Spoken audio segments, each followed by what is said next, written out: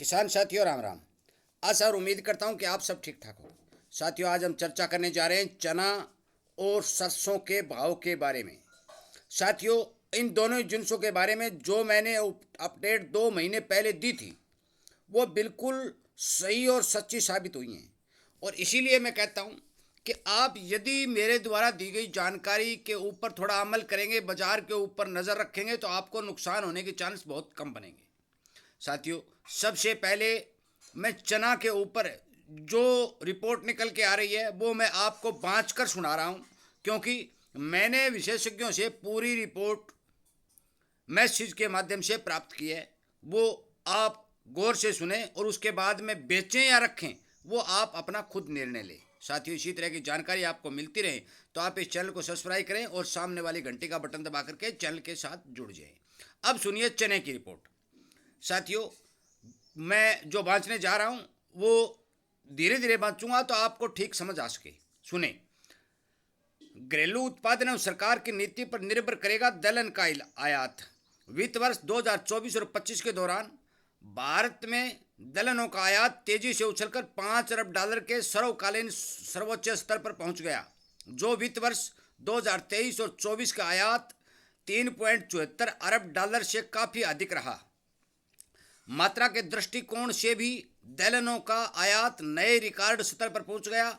दरअसल भारत में तुअर, उड़द एवं मसूर का शुल्क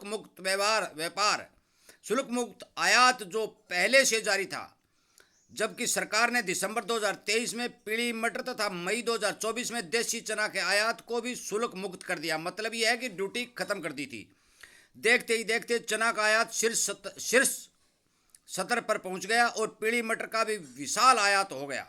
अब देसी चना तथा मसूर के आयात पर 10% का मूल शुल्क जो है लगाया जा चुका है, जबकि पीली मटर शुल्क मुक्त आयात की समय सीमा 31 मई को समाप्त होने जा रही है। उद्योग व्यापार क्षेत्र सरकार से इस पर भारी भरकम आयात शुल्क लगाने की आग्रह कर रहा है। अगले 1-2 महीने में इस पर स्थिति स्पष्ट होने की संभावना है। दिसंबर 2023 से पूर्व पीली मटर पर न सिर्फ 50% का भारी भरकम आयात शुल्क लगा हुआ था, बल्कि अनेक कठोर शर्तें भी लागू थी। कनाडा, म्यांमार एवं ब्राजील जैसे देशों में दलहन का उत्पादन बढ़ा है, जिससे निर्यात योग्य स्टॉक में वृद्धि हुई है। भारत में कनाडा से मसूर एवं पीली मटर, म्यांमार से उड़द एवं तुअर तथा ब्राजील से उड़द का आयात होता है। इसके अलावा ऑस्ट्रेलिया से देसी चना एवं मसूर, रूस से पीली मटर एवं मसूर तथा अफ्रीकी देशों से तुअर एवं चना का आयात किया जाता है। दक्षिणी पश्चिमी मानसून की अच्छी वर्षा होने की उम्मीद है, जिससे खरीफ कालीन दलहन फसलों और खासकर तुअर, उड़द एवं मूंग की बिजाई जल्दी ही जोर पकड़ने की संभावना है।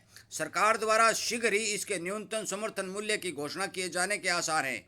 यदि बिजाई की रफ्तार तेज रही, क्षेत्रफल में इजाफा हुआ, समर्थन मूल्य में अच्छी बढ़ोतरी हुई और नियमित रूप से मानसून की बारिश होती तो दलहनों के घरेलू उत्पादन में वृद्धि होने की संभावना बढ़ जाएगी। सरकारी गोदामों में चना तथा उड़द का स्टॉक कम है, इसलिए यह देखना दिलचस्प होगा कि पीली मटर के आयात के बारे में किस तरह का निर्णय लिया जाता है। दलहनों का घरेलू एवं वैश्विक बाजार भाव पर शीर्ष सतर की तुलना में घटकर काफ़ी नीचे आ चुका है, लेकिन सरकार को यह डर सता रहा है कि पीली मटर का आयात यदि कम कर दिया जाए या बंद कर दिया जाए तो दलहनों और खासकर चना का दाम पुनः तेज हो सकता है। साथियों, अब आपको निर्णय लेना है कि चना आपको रखना है या बेचना है। समझ नहीं आया है तो दोबारा इस लेख को सुन सकते हैं। दूसरी बात रही सरसों की। सरसों के बारे में मैं बार बार आपको बता रहा हूँ कि मैंने जो लक्ष्य 6500 का दिया था, भी हमारी मंडियों के अंदर 6500 रुपये बिक जाएगी। हमारे यहाँ 6200, 6100 जो भी लैब के हिसाब से सरसों बिक रही है वो सरसों बिक रही है, परंतु अभी भी सरसों के अंदर तेजी का सुनोरिया बना हुआ है। अब कितनी तेज आएगी इस बारे साथियों, तेजी बनती है तो कुछ नहीं कहा जा सकता, परंतु जो टारगेट है वो सरसों छू चुकी है। मेरा अभी से खुद का भी आंकलन है, विशेषज्ञों की राय के हिसाब से मैं आपको बता देना चाहता हूँ कि सोया और पाम ऑयल जैसे तेल मंदे हैं और सरसों का तेल आज उछाल मार रहा है। परंतु इसमें एक बीमारी साथियों सबसे बड़ी निकल के आ रही है कि किसान के दुश्मन जो लोग हैं वो किसान की सरसों के तेल के ऊपर लगातार अटैक कर रहे हैं।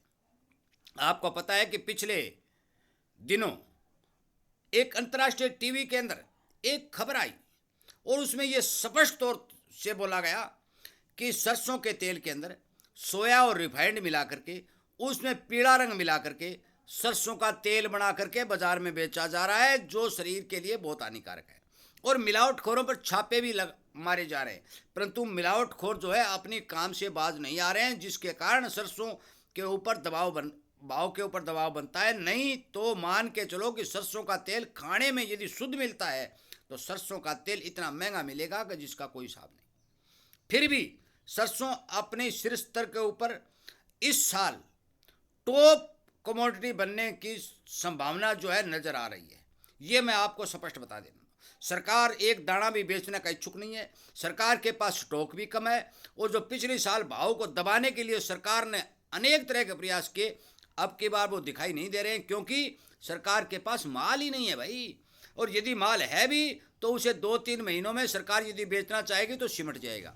परंतु किसान का मैं धन्यवाद अब की बार देना चाहता हूँ, और अच्छी तरह से फिर बार बार किसान के जो आचरण से, किसान ने जो काम किया उससे मुझे बहुत प्रसन्नता हुई है कि किसान ने अपना हाथ टाइट किया है, थोड़ा थोड़ा थोड़ा थोड़ा माल बाजार में निकाला है। ये सबसे बढ़िया बात है, क्योंकि एकदम से बाजार में यदि माल निकालते हैं तो बाजार धराशायी हो जाता है और बड़े बड़े स्टॉक करके बैठ जाते हैं और फिर भाव को दबाते हैं। परंतु अब की बार नहीं हुआ, किसान सावधान हुआ और उसने अपना माल अपने घर में स्टॉक किया, और अब वो तेजी के हिसाब से, जरूरत के हिसाब से बेच रहा है। स्टॉकियों के हाथ में सरसों की पावर नहीं दी और ना ही सरकार के हाथ में दी। साथियों, इसी तरह से जो भी आप अनाज बोएं, उस अनाज के भाव की ताकत सरकार और स्टॉकियों को न दें। सीधी बात है, भाव लेना है तो भाव तभी मिलेगा जब स्टॉकियों के हाथ खाली होंगे, सरकार के गोदाम खाली होंगे। भाई मंगवा लो बाहर से, हम तो हमारा मर्जी के हिसाब से 2-2, 3-3 बोरी बेचेंगे, और उसी तरह बेचेंगे तो ना तो स्टॉक हो सकेगा और ना ही भाव को दबाया जा सकेगा। ये बात आप नोट कर लो। हमारी सबसे बड़ी गलती ये थी कि हमने जो ही खेतों से अनाज निकाला, मंडियों में ढेर मार दिया, और उस अनाज के ऊपर स्टोरिये जो टूट के पड़े, सरकार टूट के पड़ी, सारा का सारा माल लेके अपने गोदामों में रख लिया, और गोदामों में रखने के बाद लगातार उस भाव को दबाने के लिए अपना माल बेचते रहे। मंदी ला करके फिर किसान से खरीद लें और फिर अपना माल तेज में बेच लें। जो खेल इन स्टोरिये जो लगातार बड़े बड़े लोग जो खेल रहे थे, उस खेल के ऊपर अंकुश लगाने का सिर्फ एक तरीका है कि अपना माल जरूरत के हिसाब से, जो बूढ़े बुजुर्ग बेचते थे 2 बोरी 4 बोरी 6 बोरी, हाँ भाई इसी तरह बेचेंगे भी हम नहीं देंगे कट्ठा कट्ठा, तो मान के चलो कि इन सब के हाथ खाली रहेंगे, हमारे बाजार का किसी भी तरह से भाव नहीं दबेगा। आप ये नोट कर लो। परंतु यदि आपने धुआं माल बाजार में उतारा, जिस तरह नरमा की 2.5 लाख गांठ बाजार में आई भाई, और सारा का सारा माल अब स्टोरियों के, सरकार के गोदामों में लगा हुआ है, और जो मर्जी वो निकाल रहे हैं और अच्छा मुनाफा कमा रहे हैं, परंतु किसान के हाथ खाली हैं। अभी 8,000 के लगभग हो गया, परंतु कोई भाव नहीं 8,000 का भी। यदि आप नियमित रूप से माल बेचते और स्टोरियों के पास माल नहीं होता तो इसके भी भाव मिलते। और यही बात गुआर की है। गुआर आपने भारी भरकम मंडियों में उतार दिया, और जोधपुर, बीकानेर, जैसलमेर, गंगानगर, मानगढ़ के गोदामों में स्टोरियों ने भर लिया। अब जो मर्जी वो भाव दे रहे हैं, 200, 300 रुपए की तेजी मंदी करके पैसा कमा रहे हैं। मैं आपको समझाने की भरपूर कोशिश कर रहा हूँ। यदि आप मानेंगे तो आपका फायदा होगा, जिसमें कोई दो राय नहीं है। किसान को यदि भाव की जरूरत है तो वो एक बात स्पष्ट सीधी समझ ले और लिख ले कि भारी भरकम माल बाजार में न उतारें। जो आपको उदाहरण के तौर पर सरसों के अंदर ताज़ा दिखाई दे रहा है, और आपने सरसों के ऊपर जो प्रयोग किया है वो आपका बिल्कुल हिट बैठा है, जिससे किसान को अच्छे दाम मिल रहे हैं। साथियों, जो सरसों में आप काम कर रहे हैं वो हर जिन्स में करें, और फिर देखें किसान का झंडा बुलंद होते देर नहीं लगेगी।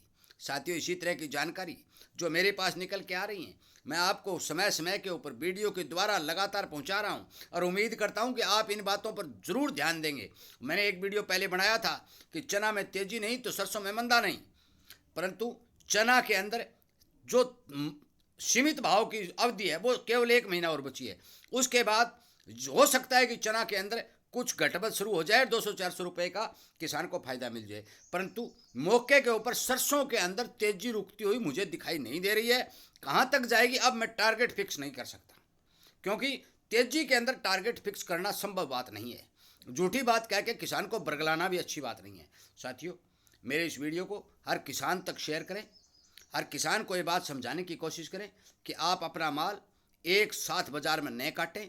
बाज़ार की पूरी देख रेख, पूरी जानकारी, कितना आयात हो रहा है, कितना निर्यात जा रहा है, कौन से देश में क्या हो रहा है, कितनी मांग है, कहाँ कितनी फसल है, ये सब बातें मैं तो चैनल पर बता रहा हूँ, परंतु आपको भी इन बातों की जानकारी होना अति आवश्यक है, ताकि आपको इस बात का पता चले कि इस चीज़ की कमी दिखाई दे रही है, और कमी दिखाई दे रही है तो उसके भाव पक्के बनेंगे। जो बात मैंने सरसों के बारे में आपको साबित करके दिखा दी। वीडियो सुनने के लिए, लाइक और शेयर करने के लिए मैं आपका धन्यवाद करता हूं, और मैं उम्मीद करता हूं कि आप ज़रूर इन बातों की जानकारी आपको मिलती रहे। चैनल को सब्सक्राइब करेंगे, किसान हित में काम करेंगे, और किसानी संगठन को बढ़ा करके ज़्यादा से ज़्यादा किसानों को जागरूक करने की काम करेंगे। आप सबका बहुत बहुत धन्यवाद। जय हिंद के साथ वीडियो को विराम देता हूँ, और ये उम्मीद करता हूँ कि आप इसी तरह की जानकारी प्राप्त करते रहेंगे और अपने विवेक से नाज की बिक्री करते रहेंगे। जय हिंद।